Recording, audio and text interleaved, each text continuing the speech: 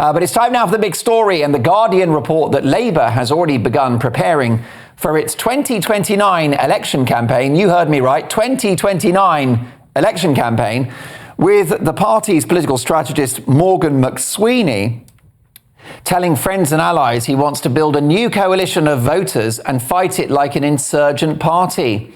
Sir Keir Starmer has only been Prime Minister for just over a week, but his team have already started putting in place the structures to win a second term.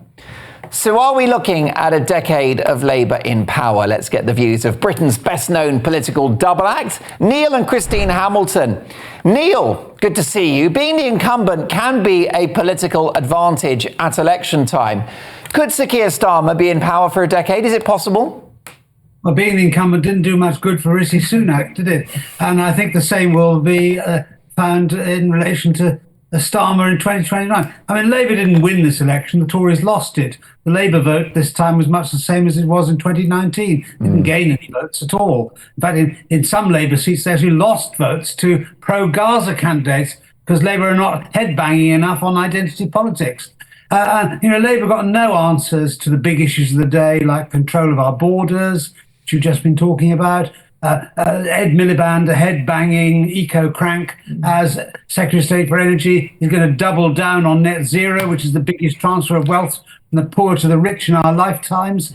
They've got absolutely no idea whatsoever what the feelings of ordinary people are, and they certainly have no instinct for supporting them. So the insurgents in the last election obviously were Farage and Reform. Labour are the very opposite of an insurgent party. They're just a kind of conservative left-wing clique who is more and more out of touch with ordinary working-class people. So if the political system is now very fractured, and I don't think we can think of it in two-party terms of Tory and Labour in and out. The next parliament is going to be a make and break for the current electoral system, which has produced this absurd result where the Liberals get 71 seats on fewer votes than Reform, which win only 5. So this is a ludicrous situation and can't survive for that much longer, in my view. I think Labour are the party of the past, not of the future.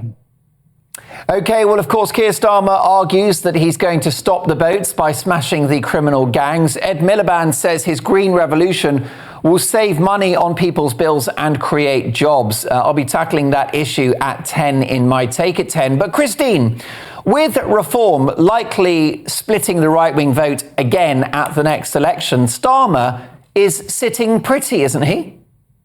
Well, I wouldn't say it's sitting pretty. I mean, if you look at the figures, he got 34% of the vote. 8 out of 10 people in this country did not vote for Starmer. 8 out of 10 did not vote for the government. So that's hardly a ringing endorsement, is it? He's always has been making mutterings about trying to want to undo Brexit. That's what he wanted to do when we first had the vote. 52% of the people voted for Brexit, and he thought that was something he could undo. 34% of the vote, he's perfectly happy with that, and he thinks he can go on for 10 years. I don't think so. I think things will start to unravel, and I think Reform have now created a very strong bridgehead. They've only got 5, but they're quite individual people, shall we say, and I think Farage has got a good team around him, and things will start to unravel. I mean, when you have such an enormous majority, party discipline breaks down just like that. And you will find on one issue after another that the Labour troops become quite difficult to maintain. So I think the idea that I think you said, forgive me if I got it wrong, that are we looking at 10 years of Labour government? Certainly not, because they have a very, very small percentage of the vote, and the political tectonic plates are shifting, and Reform has washed them off, if that's the word I can use. Careful. Them off. Family show, Christine. We've all had a drink. Excuse me. Who are you bashing off tonight? Please don't bash anyone off. I thought you were a happily married woman. Neil, put the wine down. It's not helping. Stop it. Anyway, I've now lost my thought. But what have you lost? What I'm saying is that Farage has completely put a bomb under the whole political system, frankly, and he is not going away. He will get stronger and stronger, in my opinion. And a lot of people, I think, at the last election voted tactically. It was a massive vote against the Tories. It was not a vote for Labour. And a lot of people, and I mean, heavens alive, we've got people who voted purely on the Palestine-Gaza issue. What place does that have in a British general election? That's the problem. Okay, Christine, I'm going to let you whack someone off while I talk to Neil, because I want to ask you, Neil, you served the Conservative Party for many decades.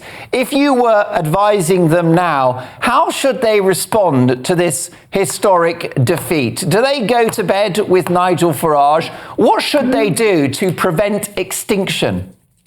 Well, they should become a Conservative Party again. They lost the election a few weeks ago because they were the unconservative party. Now, they were elected as Tories but ruled as Social Democrats for the last 14 years. And my advice to the Conservative Party is not to ally with Nigel Farage, because clearly Nigel has to be the supreme autocrat of any organisation that he's involved in. So there's no way in which there could be a merger or which Nigel could become the leader of the Conservative Party.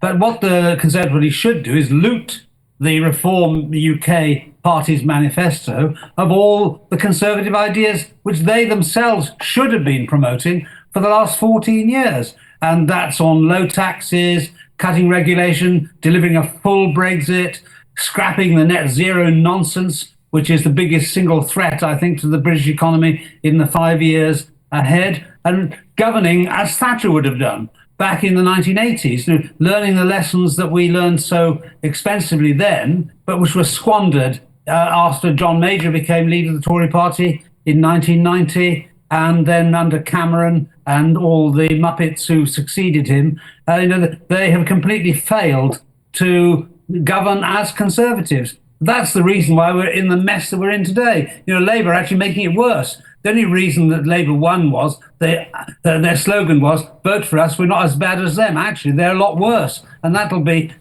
quite evident by 2029. But the Tories can't rely on that alone, because Farage and Reform are out there as well, actually campaigning for the kind of conservative ideas the Tories ought to be campaigning for. Christine, briefly, final thoughts.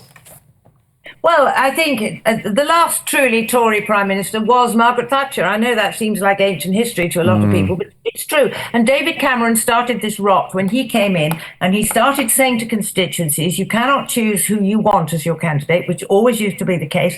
You will have either A, B or C. We will impose these people on you.